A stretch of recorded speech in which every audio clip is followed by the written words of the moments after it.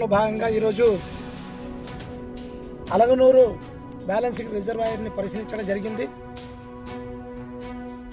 చాలా బాధాకరమైంది ఏమంటే ఈ ప్రాజెక్టు 2004లో ప్రారంభిస్తే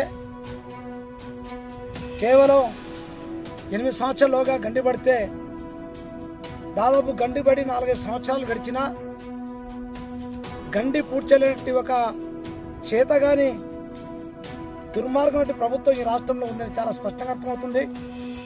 3 టీఎంసీల కెపాసిటీతో ఈ ప్రాజెక్ట్ నిర్మాణం చేస్తే 1,20,000 ఎకరాల భూమికి సాగునీరు అందించడం కోసం ఈ ప్రాజెక్ట్ ఏర్పాటు చేస్తే, అట్లే వందలాది గ్రామాలకు త్రాగునీరు ఏర్పాటు కోసం ఈ ప్రాజెక్ట్ ఏర్పాటు చేస్తే, నాణ్యత లోపం వల్ల కాంట్రాక్టర్లు రాజకీయ నాయకులు కుమ్మక్కై అతి తక్కువ కాలంలోనే ఈ ప్రాజెక్టుకు గండిపడడం అనేది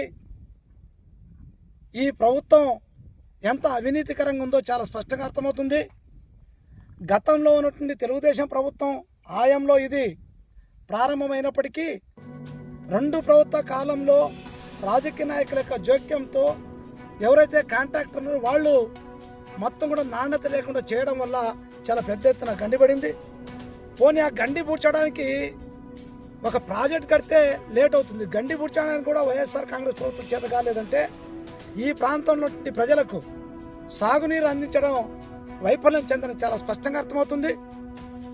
అందుకోసం సిపిఎం పార్టీగా ఒక అభ్యర్థిగా నేను ఈ ప్రాంత ప్రజలను కోరుతా ఉన్నాం. సిపిఎం పార్టీకి ఈ ఎన్నికల్లో మీరు ఆదరించండి.